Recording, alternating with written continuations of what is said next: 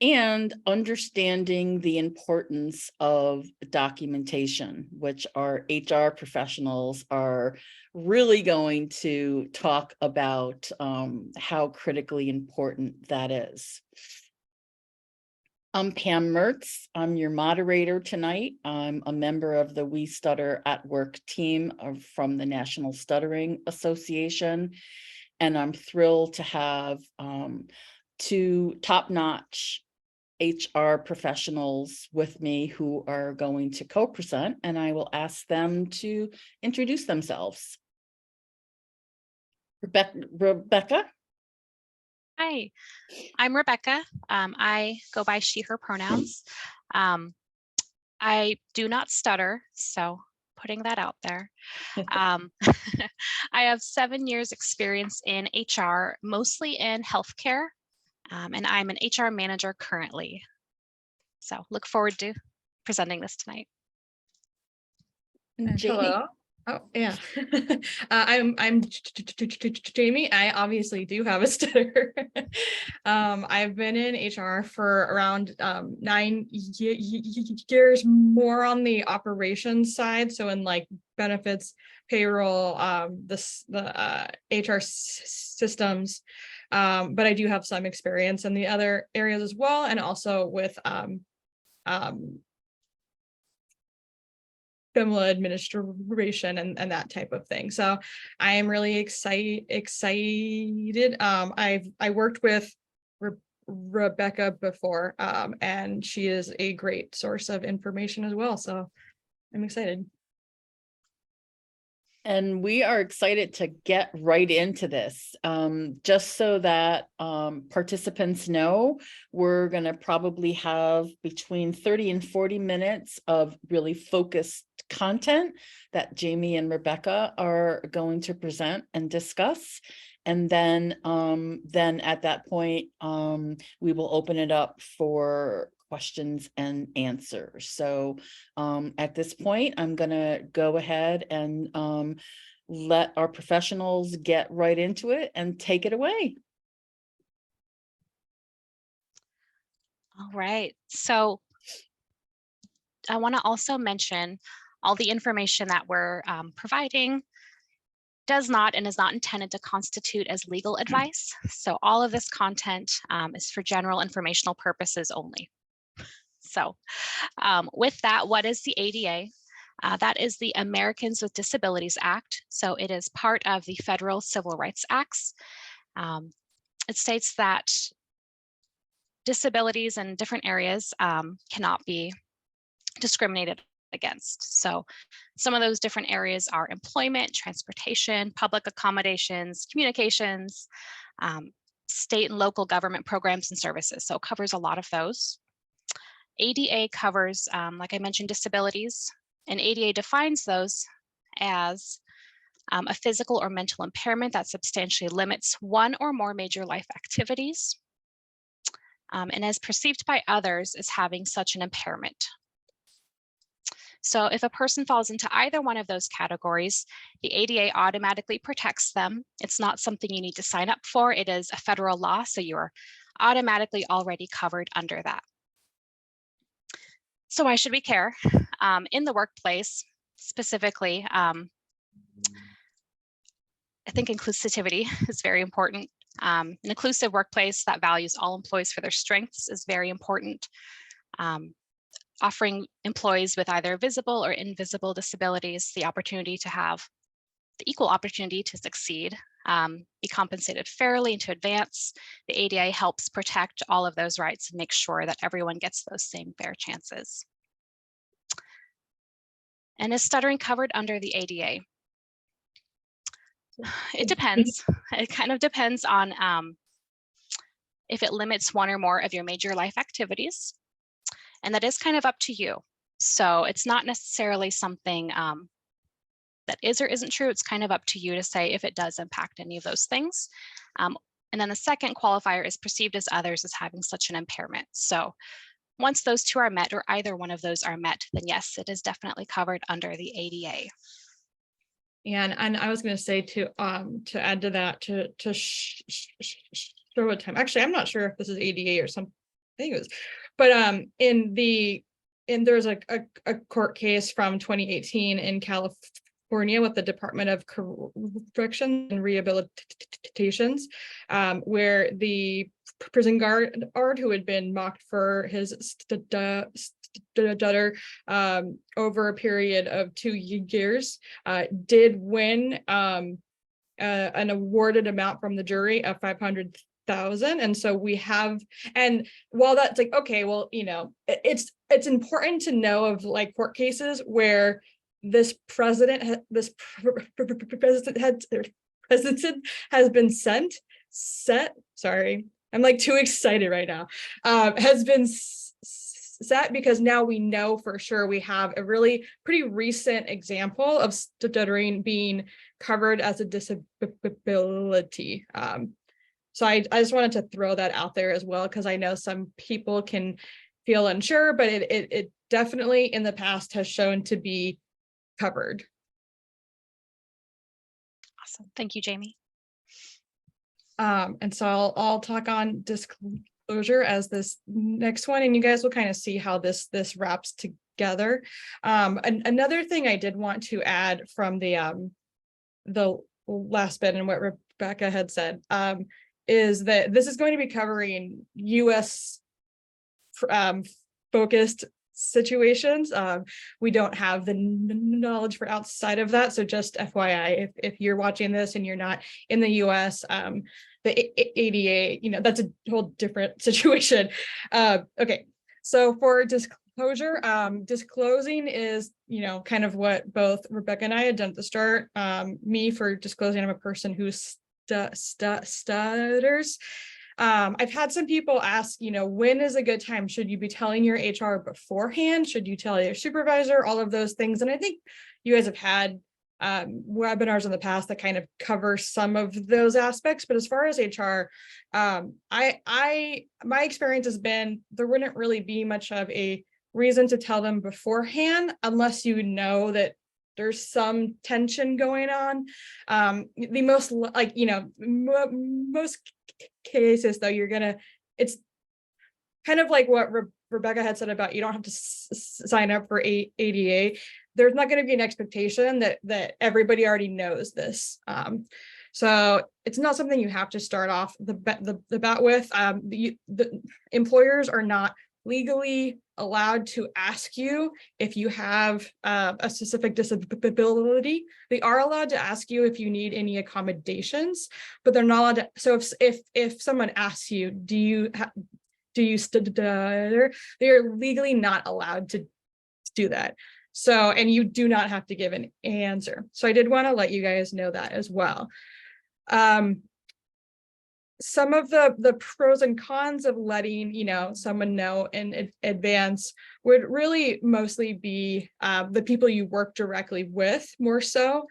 It might help be able to kind of explain what's going on. It may help people realize, okay, this isn't something to mock, which hopefully, you know, obviously in an ideal world, no one's doing that at all.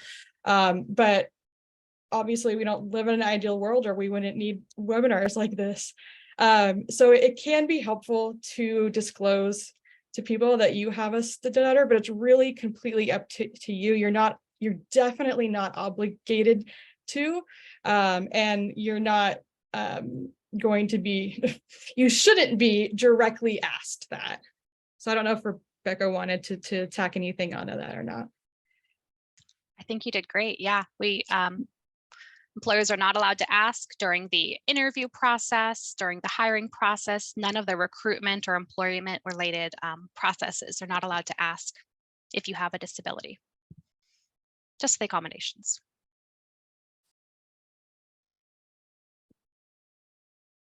Okay. So, sorry, I'm checking my notes really quick. Okay, so you guys have some options. So it really depends on a number of factors. Some people don't even have an HR department, so you're going to be having a whole different conversation about this. Some people might think, okay, well, this isn't big enough to go to my HR, you know, or something smaller. So it just really depends on kind of what you're comfortable with. If you feel comfortable meeting with the person who made the comment, or I don't want to use the word confronting them, but there is an aspect, you know, of confrontation to that. It's how it feels. And just saying, hey, you know, I have a stutter, and those comments aren't, you know, however you'd want to word that. My recommendation would be, if it's not someone you like are really familiar with and really know how it's going to go, I would talk to your direct supervisor first, if that's someone you're comfortable with, and just kind of let them know the situation and how you plan to handle it. Again, if that's something you're comfortable with. Different supervisors are going to respond differently. I personally have had good situations. I know people who have not. So it really just becomes a very variable situation. And then there's some times where you might need to go directly to HR. This may be if you feel your direct supervisor or someone, you know, is higher up or something is being directly discriminatory, or maybe someone's mocking you and it's a severity level that, you know, you need to go straight to HR. As somebody in HR, I'm supposed to always encourage that people do go to HR about this types of thing, because there should never be a situation at work where you're being discriminated against, period. So it does, I know that in the practical sense, sometimes the person just isn't aware and you don't want to do this whole thing. But I do want to say that you do not deserve to be discriminated against for any reason. And this is an option that you do have.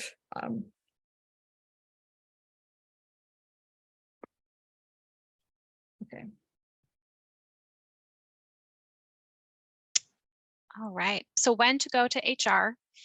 I don't know if you know this, but HR does have, and the employers do have, a legal obligation to investigate workplace harassment. That is from Title VII of the Civil Rights Act. So what that says is that employers are supposed to take prompt and effective remedial action that is reasonably calculated to end the harassment. So if something is reported to HR, it must be dealt with right away. So Title VII prohibits all employment discrimination.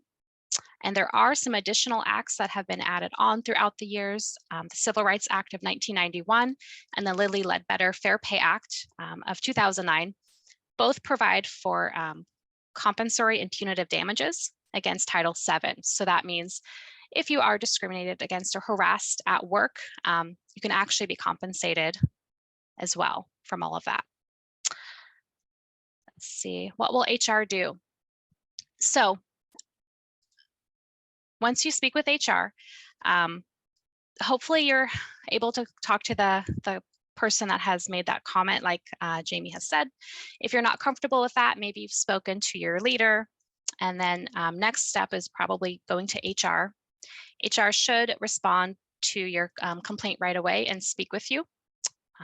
Personally, I like to say thank you for bringing your concerns to me and thank them for opening up, because that can be really hard sometimes to open up about what event may have happened. Then listen and get all the facts. So HR will ask a lot of questions. They'll start up an investigation as they're legally required to do, and also because we want to make sure we resolve it. When the investigation is started, it is confidential and it is very swift. So HR will typically listen to everyone's side of the story, every person involved as appropriate, and take very swift action.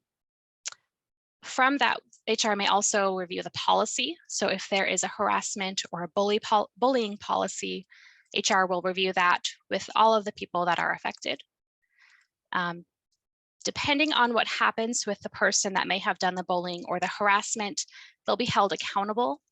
HR isn't allowed to always disclose what that action is. So if that person was terminated or they got a write-up, maybe they had to take some time off without pay, HR isn't allowed to disclose what the punishment was to that person. So it is hard, but in the background, HR is doing those things. We're just not allowed to tell everyone the things that we're doing with all the people. So can you stay anonymous if you report to HR? HR can act on any report made, so you can stay anonymous. The con with that is that HR may not have all the facts. They may not know who exactly is involved, the severity, the scope of it, the whole situation. If you report anonymously, HR could do something like reissuing a policy, reminding everyone about harassment or bullying, something like that. But without knowing the specific person, the specific situation, maybe this person has harassed other people in a similar way and no one's spoken up, or no one's came forward without being anonymous. So there are definitely some cons to being anonymous, but I understand that a lot of people want to remain anonymous sometimes. HR professionals are also responsible for safeguarding a company against liability and reputational risks, but I do want to emphasize that the core of HR is human relations. So at the crux of it all, protecting the safety and well-being of humans is the top priority.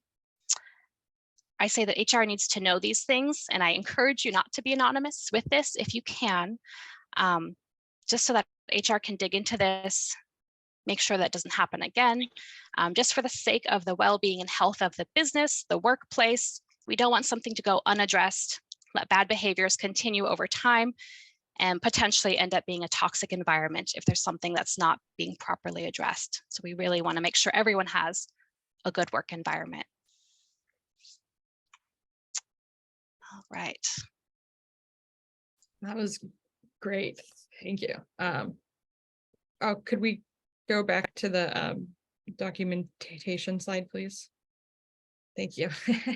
Okay, so this is the biggie, I think, in HR is documentation. So you're gonna want to have a written record of any interactions that you've had. So my recommendation, of course, is the sooner the better you can with this, even if you're hearing this right now and you had something that happened a month ago, you haven't written down, go right after this, write the things down. If you can put a date on it, put a date on it. The more specific the information, the more helpful it is for everyone involved. I know, and one of the stories I have had didn't have to do with my stutter, although I have gone to HR about that before, is I was in an elevator with a contractor at one of my previous jobs, and he made a really uncomfortable, super inappropriate comment to me, and we were in an elevator, so there was no one else. I felt trapped, and I immediately, when I got out of the elevator, without even thinking about any of this HR part of it, which you think I should have, but I immediately texted the entire word for word exactly what happened to my friend, because I was shaken up about it and I just kind of needed to vent that. Well, when I did a couple days later go to my HR director about the incident, she did have me provide those texts to her, since it was the specifics, it was what happened, it was quotes, it was what time it was. All of those things are really important, because if especially if things were to escalate as far as what's happened or those types of things, it gives a really, I mean, if you think of going to court, right, the person, like, the more specific the information, the more helpful it is for people to understand what really happened and to be sure, no, that really was actually inappropriate. That isn't just somebody's feelings being hurt, or there's a lot of ways people might be able to perceive those things. So as much information as you can get, dates, if you can get them, those are going to help. What the context was, so if you can remember where you were, what was going on, was this on the floor of a job, was this in a back office, was this in an elevator, like it was for me, because those things, again, having more specifics, the better the HR can serve you, or the better you have that information as well for yourself if you need that. Another big piece was anyone there to witness it. So as Rebecca had mentioned, during the investigation process, which investigation sounds like a big scary word, but it just means what it is, right? They're investigating, they're trying to see what happened and if they need to respond and how to. And so if somebody was there to witness it, having that additional person is really helpful for them to be able to get another third-party perspective on that. You also want to note how you responded to the situation.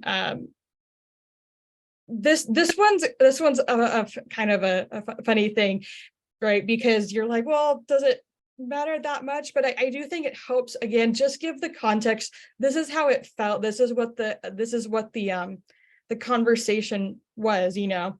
And it's just really important to have, again, as much information. And anytime you ever talk to someone in HR or a lawyer, they're going to be telling you, document even if it's something small, because you don't have to do anything with the documentation, right? So maybe someone made a comment and it was weird, but you're not going to necessarily go do something right now.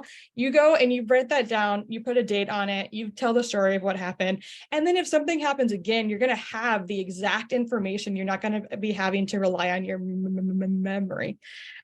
So that's like the big spiel on that and how important that is.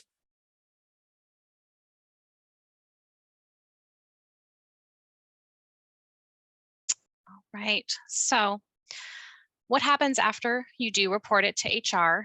What if it makes things worse? So if you've spoken to the person, if you're comfortable with that, possibly your leader and then possibly HR, and then things get worse or nothing happens, you can actually file a complaint with the Equal Opportunity Commission, so EEOC. One specific is that it does have to be within 180 days of the event. And this is also a great example that Jaymie mentioned of documenting. So documenting the day, the time, what exactly happened, because that will be needed if you do go to the EEOC. Usually employers have policies against retaliation, but also along with that, there are a lot of different legal protections against retaliation. So you may have heard of whistleblower protections. So employees that report certain types of illegal employer conduct are not allowed to be retaliated against. Public policy, so lots of states have different things that say employees cannot be retaliated against for like wrongful terminations, for example. Also things like the Fair Labor Standards Act, that means employees are allowed to talk about their wages and their pay. Things like that, they cannot be retaliated against for talking about or comparing wages, working conditions. OSHA, Occupational Safety and Health Act. OSHA also protects employees who report workplace hazards from retaliation. So a lot of different avenues there. Basically, it is illegal for your employer to retaliate. And there's lots of different laws there that will help protect you with that. With EEOC, I did want to mention, let's see, EEOC laws. So all of those that I just listed are all included with the EEOC, and they prohibit punishing job applicants or employees from asserting their rights to be free from employment discrimination and harassment.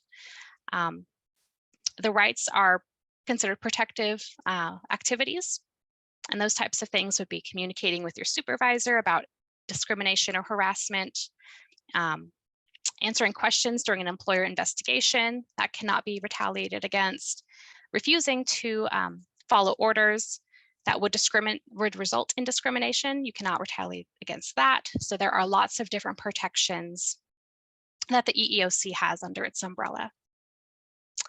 Participating in a complaint process or in an investigation is also protected under all circumstances. So as long as the employee is acting on a reasonable belief that something in the workplace violated EEOC, everything that you say would be protected and you cannot be retaliated against for. Rebecca, how would people get in contact with somebody from the EEOC? Yeah, great question. So the very next slide, there's a link. You can Google EEOC or go on to eeoc.gov. There's an online form that you can fill out. There's also someone you can call if you'd rather call and report it that way. EEOC may take a couple of months for the full investigation. They will assign someone to investigate your claim and your situation. They'll ask for all of that documentation that you have. So yeah, you just go straight to the EEOC, their website. You can get their phone number there as well. So.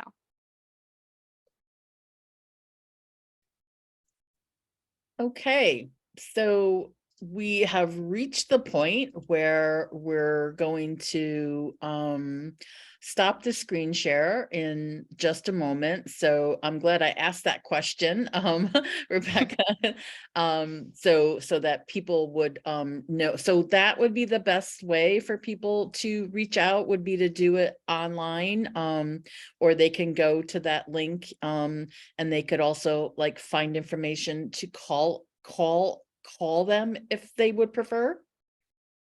Exactly, yes. And there's a lot of great information on the EEOC website. I know it sounds kind of nerdy, but there's a bunch of stuff on there that goes into all of the laws, mediations, different types of discriminations or retaliation protections. So there's a lot of great information and resources there on that site. Okay, great. And for those of you that are here with us tonight for this webinar, we will be sending you the video recording and also the slide deck for this. So you'll be able to get some information, particularly on this article, what the ADA means for people who stutter, and the American Institute for Stuttering wrote up this great piece. Yes, it's dated December of 2009. However, it really is a definitive piece on specifically how the ADA is relevant for people who stutter. So this is a really useful piece to take a look at, and it actually goes into a lot of detail about some of the very issues that we spoke about tonight. So with that, we're going to stop the screen share, and we're going to take some time now to process a little bit about what we've discussed, and give people an opportunity to ask questions, offer some feedback, perhaps share some experiences that you've had that you would like more information on, and would like to hear more from our professional experts that are with us. And I was also going to add, I think sometimes it might be hard. I think of like for me with my stutter, I might have a harder time proving it being debilitating, right? And so there are also other avenues besides just ADA and types of things as well, that could be addressed as well. And also every state does have different, there's the federal protections, which is what we've gone over, but also individual states will have their own laws, as Rebecca had mentioned. And there's kind of a joke, if you're going to sue someone, do it in California, because they have some of the strictest employee friendly laws there with those things. Like the case I mentioned was in California. So I did just want to throw that out there as well. Yeah, absolutely. I'm glad that you did, because I think what little case law and precedents that we have about stuttering and employment law comes from California. So it's really good that that we have that to be able to turn to, and indeed have some precedent set somewhere. So we'd like to open it up. Does anybody have questions, comments, feedback? Anything that There's we'd some like to do? There's some in the chat if you like that I saw that I could mention. Tashika Lewis asked, I'm just curious, why is asking if I have a stutter against the law? So I think that relates to when you two were going over the law, right? How you aren't allowed to ask anybody if they have a disability, if they have it, like if you have a stutter, right? I believe she's referring to that. So yeah, she would like to know that. Yeah, that's a great question. There are a lot of different things employers are not allowed to ask. So one of them being disabilities. If stuttering could be considered a disability, then yes, they cannot ask about that. They can't ask about other things like pregnancy, how much you're currently making for your wages. So lots of different things like that. So they can't ask about stuttering because that could be classified as a disability. And they could potentially discriminate against you if they know about that disability. So they are not allowed to ask that. And so the answer would be to the reason why it's against the law is because if they do ask about it and you do answer, or if you're inclined to answer the question, they could then use that information to discriminate against you. Is that right? It is, yeah. So if you were to, if they asked that during an interview possibly, and you disclosed what a disability may be, or that you're pregnant or something like that, they could just go with a different applicant and discriminate against you in that way. So that's the biggest concern there. And then kind of just along those lines, maybe either in the interview process, or let's just say it's your first day on the job, or if you're on the job just in general, like after some time, and your boss asks you if you stutter, right? Like I should say there's been some time that you've been working there, interacting, and as a person who stutters, you're going to stutter eventually, probably. How would you recommend you respond? Like, what would be a good how can I phrase this, like legal way to respond, or just maybe just maybe the best way that you can respond? Yeah. I mean, ideally, you'd be comfortable enough with your leader to have that conversation. But if they're asking you straight out, do you have a stutter? Do you have a disability? You do not have to respond. You don't have to reply to them. You could say, I'm not comfortable answering that, and then go tell your HR person. One thing you could, after you document it, right? The Yes. date, the time, and what was said. Exactly. Send a text if you need to. Put on your voice recording or your camera and just talk it out to yourself if you need to. Any way you can to get that documented. If you do want to talk to your leader about it, you could say, I have a disability and this is what I need to set myself up for success in this job. That way you're coming into it with an idea of what you need to be successful and supported. But you don't have to say that. You don't have to talk about your disability or anything like that with your boss. Okay. Yeah, Awesome. I was thinking around the same lines. You could respond with, these are accommodations I need, or, I'm at this point, I'm not asking for any accommodations. At that point, Rebecca, would that trigger a, I don't remember what it's called. My brain's blank right now. The interactive. ADA interactive. Yeah. Yeah.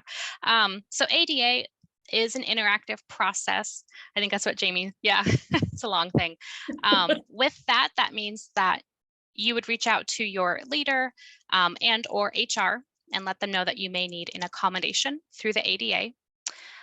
With that, your employer, once you tell them that you need an accommodation, they are legally required to start that process with you.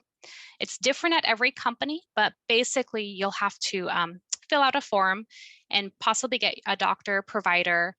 It could be any type of provider, so not necessarily a medical doctor, sometimes chiropractors, massage therapists if they have some specific credentials. So any type of provider can fill out that paperwork documenting that you do in fact have a disability and need an accommodation. So. Awesome. That was really good input and advice. So so thank you for answering Tashika's question and my follow-up question as well. Yeah, great questions. I see that we have a hand raised. Woody has a question. If you'd like, Woody, go ahead and feel free to ask it. Oh yeah, thank you. Do you have any examples of people who stutter winning their request for reasonable accommodation to work remote due to their speech impediment? So I haven't for that specifically. I've had a lot of accommodations I processed, but they're all different. Could be working a couple days a week from home. I have had some people get accommodations to work completely from home, not for that reason, but for different reasons. A lot of different things can qualify as disability. So even depression, anxiety, PTSD, a lot of those types of things is what we typically see for working from home. But Jaymie, I don't know if you've come across that. I have not. No. I think most of the time I've done some of the more investigation type side of things was before COVID, and so there really weren't. I think at the court at that point, it would have been you would no longer be able to perform your job functions, and so it would be an accommodation that they would be unable to do. I never saw that though. I actually don't think I ever saw anything about stuttering there. And not to say it didn't ever happen. I just never saw it. Yeah, and if you can get a provider to sign off on the ADA paperwork saying that you do have a disability and you do need this accommodation, the employer does need to look at that. As long as it's not undue hardship to the employer, that's the only thing is the undue hardship if you are required to be there to, check in patients if you're at a doctor's office or something. So that's the only piece of that. Yeah. If the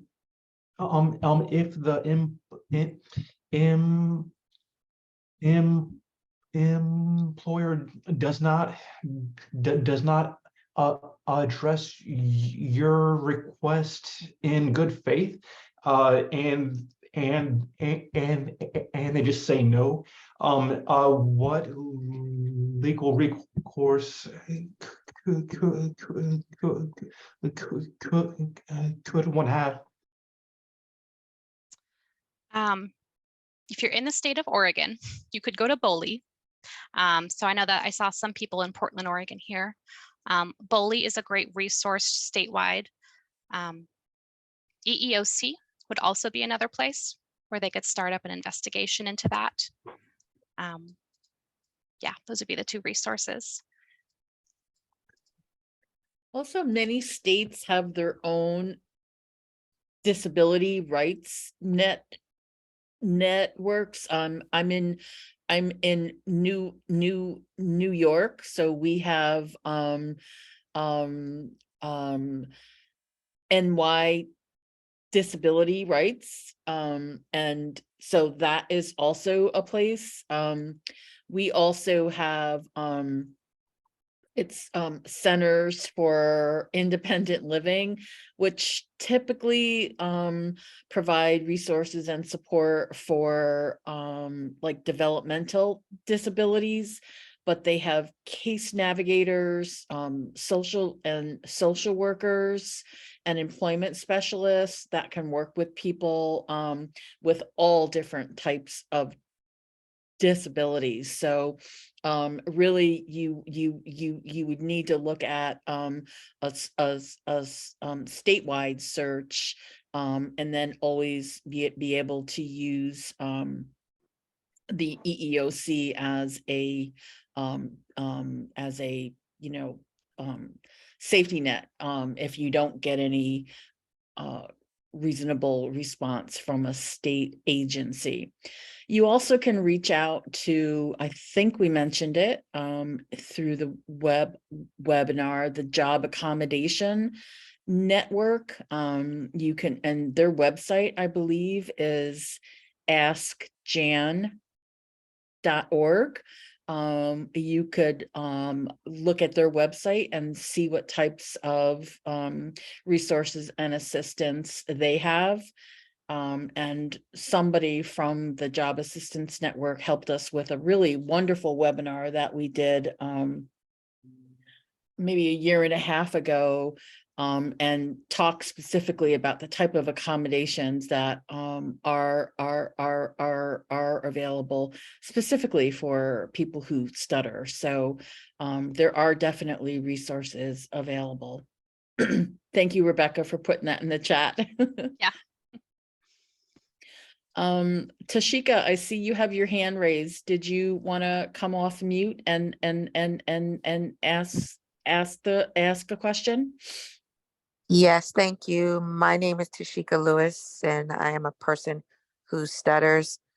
I am a technology trainer in the law firm, and I wanted to know about performance reviews and the criteria of a performance review for strong oral communication skills. I wanted to get the group's opinion about strong oral communication skills for performance reviews. Does that equate to fluency, or could you give a little bit of advice about that particular portion of performance review? I guess I'll answer that. See Jaymie sitting back. Question. Yeah, it's a really good question. There's a term called disparate impact, and that's kind of what it sounds like to me might be happening. That's an adverse discrimination that occurs when an employer adopts a policy or a practice that might seem neutral and non-discriminatory on the surface, but it disproportionately affects people with disabilities or people in protected classes. So yeah, that is tricky. Yeah, yeah. I was gonna say, as far as the fluency bit, I think when it comes to performance evaluations, it, in theory, is supposed to be about your performance in the role. So what's the purpose of your role? You can kind of look at your job descriptions. What does communication mean in this role, or even oral communication? And I can't think of a job where one of the requirements for oral communication needs to be fluency. It's about making sure the other party understands what it is that you're trying to say, and that does not require fluency. So my thought is, like, you know, kind of like what, if this is something that it's being used against you, then that would not be good. Yeah, luckily, to put it in context, every year when I'm up for a performance review, that's the first thing I hone on was what was my rating for effective oral communication. And luckily, I've been scoring really high, but I recently disclosed to my employer after 11 years of service, because I'm going through therapy and my open stutter may be more prevalent as I go through my therapy, and I stop covering it up as I was doing in the past. So I was just curious as to, as I move forward and continue to get my performance review, wondering if I was still rate high in that category for oral communication. So time will tell. So Do you have copies of your previous ones? it's kind of taboo because some HR professionals will let you take your evaluation to reflect on it after you sign it. And then there's others who say you can't have a copy. So I haven't been able to get a consistent answer on that year by year. But what do you recommend, Jaymie? Keeping a copy of your evaluation? I would definitely recommend requesting copies of your previous evaluation. Rebecca, I don't know if they're allowed to not give you something that's in your own personnel file. Yeah, Um, you can request copies of your personnel file. yes. Typically, they say you must request it in writing, which could just be an email, or you could snail mail them a letter. But you do have a right to request copies of your personnel file, and that performance review would be part of it. Yeah, Okay. because that's something that if you do see that change and hey, this is the only thing that's changed from this evaluation to this next one is that I disclosed my stutter, then that it's reasonable to assume that would be discriminatory. Okay, thank you. That's a great question, and some really good input about how you are able to access your personnel file, and that's a good idea, because if you if you're thinking that there might be discrimination, well, that's a good resource to go in there to access to access a potential paper trail to utilize. So Yeah. awesome question. Go ahead. And I would really recommend if something starts, sometimes somebody will be having a great career and then they get a new supervisor, someone changes, and this person starts maybe holding them, you start to be aware that there might be some discriminatory actions with this new person, and that ends up affecting your evaluations. Having those older copies is going to be essential to showing that so it's I haven't gotten very many evaluations in my time, which is ironic, but I've always kept a copy of them, and if I might not get it right at that time, they might say we can't give it to you right now, we have to go through a process to finish getting this approved. But once it's in your personnel file, then you have you can get a copy of that. Awesome. I do see we have a hand raised, and actually it's great that you raised your hand, because I was going to mention your question that you had dropped in the chat from earlier, but Rawi, I'm hoping I'm saying your name right. Rawi, Yes, it's correct. Yeah. feel free to ask your question.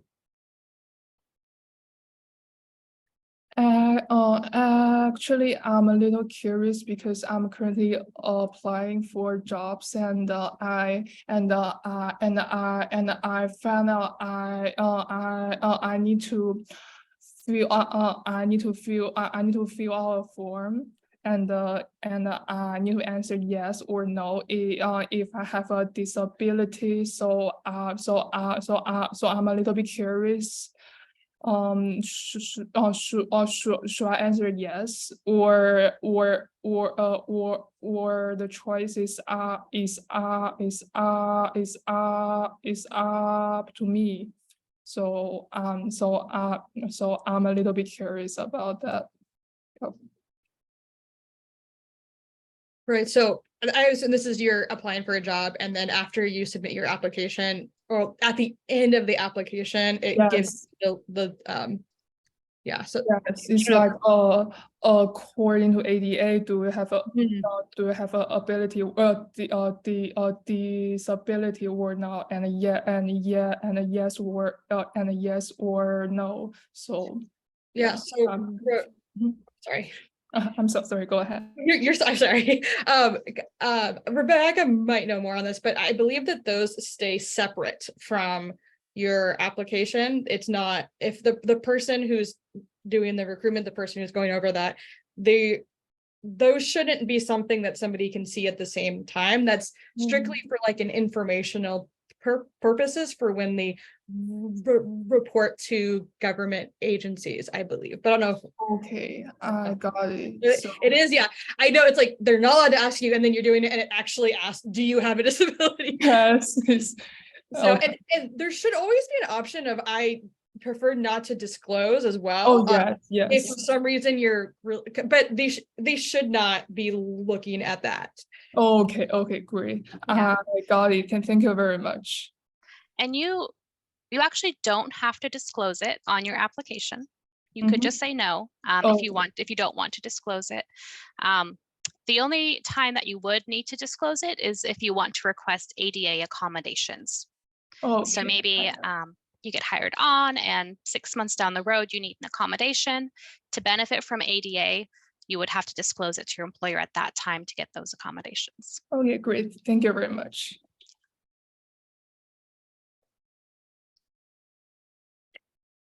I have a question, and I wonder if other people might have thought of this or wonder.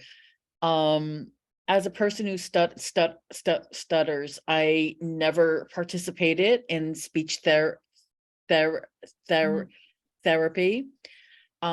So if I was going to seek an accommodation, and I did a couple of years ago at a previous job, but if I was going to seek an accommodation and it was required that I have medical documentation of my disability, yet I never participated in speech therapy, how would I get that, or what else might qualify? Well, any doctor would qualify for sure. And then any other professional. So I would say speech therapist. They could also sign off on that, saying that you do have a disability. For ADA, that you could get an accommodation to maybe take some time off of work early, or take a break if you need to throughout the day to do speech therapy or something like that. It is interesting though, because it is a disability that you can get by without ever getting that formal diagnosis. When I was 18 and I finished the school speech therapy, my mom made me keep a copy of my last IEP, so that throughout college, if I had any issues, I could, hey, this is proof, and so my thought would be at that point, going to an SLP, and there's we know a lot through the stuttering community. There's a lot of SLPs who stutter as well, and a lot of also stutter friendly and specializing in this SLPs. So because you would need something, but it doesn't, I don't believe it has to be in the past.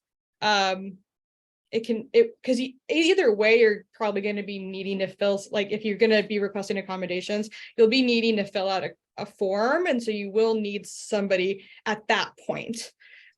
So as long as you can find a speech therapist who is willing, and they should be, to diagnose and fill that out, then you could do it then.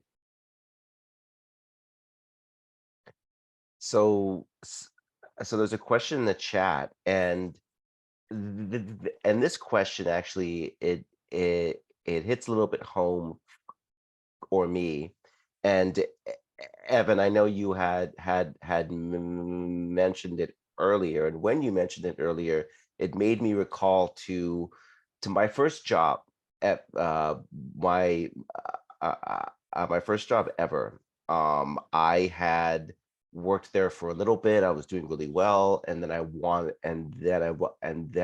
to move up. So I asked my boss to, if he would consider me for a promotion. And basically what ended up happening was that he blew me off for like months and months after that. And then I never ended up having the opportunity to move up. And thankfully that was the only time I had ever experienced that. And then and it got to a point where I was like, well, if I'm not going to move up, I'm gonna quit. So I quit. They let me leave. I suppose, right, in that regard. And then afterward, I find out from my coworkers that actually the reason why I wasn't promoted was because I stutter. Of course, my boss never actually verbally expressed that. I wish more bosses would, because then I could document that with the exact date and time, and I'd wear a wire on me too, probably, and all of that. But I think that there are a lot of instances with people who stutter where we want to move up. We have a job, we're able to work that job well, and then we want to move up. And if the position that we're trying to get promoted into, if that requires a lot more speaking to either customers or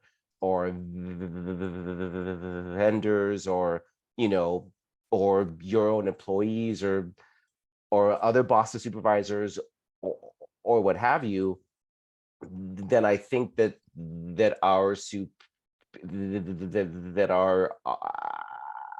superiors can doubt our ability to perform those tasks, and they may not tell us that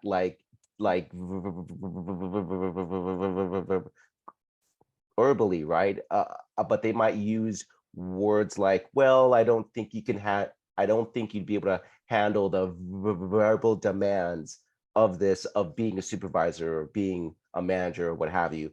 I don't think you could handle, or like in Evan's words that he had used earlier, I don't think you can handle talking to vendors and to customers, right? Like they'll use words like that, even though you do it fine in a job you have, right? Like if you're able to talk to people fine, it's like it's fine, right?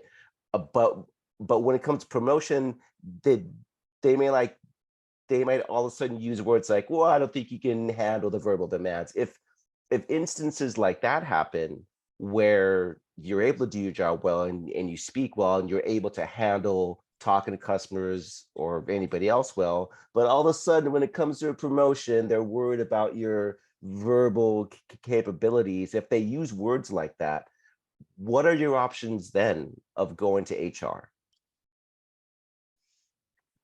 I want to say there's an aspect of like, if they're using words, if they're actually saying like verbal this or that, like that's pretty close, right? I think there's a lot of instances too where they're not even saying it that directly, and I think there might be situations, again, this is depending if it's coming out of pure ignorance of like having like being able to educate someone if that's possible. But I'll let Rebecca take the bulk of this one. So Yeah, it would be great if you're comfortable with your leader to talk to them, to say, well, what do you mean by the verbal competencies, or whatever they're saying? Because it sounds like a little discriminatory from what I'm hearing, if they're not promoting you because of fluency or something like that. If you're not comfortable going to your leader, or they're not understanding, definitely go to HR and let them know of your concern. Again, if you need accommodations, they're legally required to start that process up. Again, if there's any harassment, discrimination could be for not promoting you. So if you do file a claim with HR about discrimination due to that, then they would have to investigate that as well. So it could be that they don't know that stuttering's protected. They don't know that they're being offensive, but definitely reporting it and getting it investigated. Yeah, I was thinking too, you know, if it's coming from a place of ignorance, I would stay curious during that. If it were me, I would say, I'm not sure what you mean. I think I could. So there must be something. Could you explain to me more why you think I wouldn't be able to, like, what does that mean? And then you're going to dig into, you know, either them backing themselves into a corner, or it's going to be a really great opportunity to kind of like help them understand. You actually, like, I'm not scared to do these things, you know, and I'm not uncomfortable doing these things. I'm actually quite comfortable and happy doing these things, because it could be coming from that, like, there's like a phrase with microaggressions of the, like, thinking they're taking care of you, the, like, good intended, which that may or may not be the case. It could they're being a jerk, of course, but you know, you really don't know until you can kind of dive into to see what's going on there. But if you're not comfortable with that, then you know, if you know, like, this person's just being difficult, then that is something that you would want to go to HR with. Yeah. And HR maybe may need to do a training with its leaders or the staff, depending on what kind of company it is. By the way, these are types of things you can and can't say, and this is why. So it may be that they just need a refresher on some of those things too. So bringing that up to HR helps the whole culture of the organization, making sure that we talk about that and fix it. And there are great resources on that, on the NSA We Stutter at Work page of ways that employers can educate their employees, especially those supervisors, on stuttering in the workplace. Yeah, and we're working behind the scenes on doing more of that work with employer outreach and education. So hopefully we'll be able to do some good work on that this year. But I know it was speaking for Evan and mentioning his question, but Evan, if you would like to come off mute and maybe elaborate a bit more about the situation you're experiencing, if you wanted to maybe get some more input from Jaymie and Rebecca on your situation, if you feel comfortable, that is, if you wouldn't mind, then I want to give you the opportunity to come off mute and share a little bit more if you like. And I did want to add one quick thing as well. Is Evan still on the chat? So, I think so, but I'm not sure. But I actually had a situation where I had several different, not my supervisors, but supervisors in other departments make inappropriate comments about my stutter, ask me if I forgot my name, mocking my stutter back at me, laughing hysterically, which was just like really strange. Wow. And after 3 different supervisors of these other departments did something, I went to HR, and I didn't want to give the names of these people. I was early on in my my journey with all of this, and so I was still like feeling uncomfortable and kind of scared. But even with that information, I really feel lucky that they took really swift action with that, and they had sent out an employer-wide email about, hey, this is what stuttering is. It doesn't, like, here are some myths about it, and it was resources that I had provided to them from the NSA. And so that was a really awesome thing, because I know that if, you know, there's 3,000 people at this place, or 2,000 or 1,000, there's other people who stutter who are going to see that as well. And another thing they did was for the discrimination class that that employer had. At that point, even though they covered disabilities, they did not mention stuttering, and I asked about that, and the trainer worked with me to add stuttering into that training.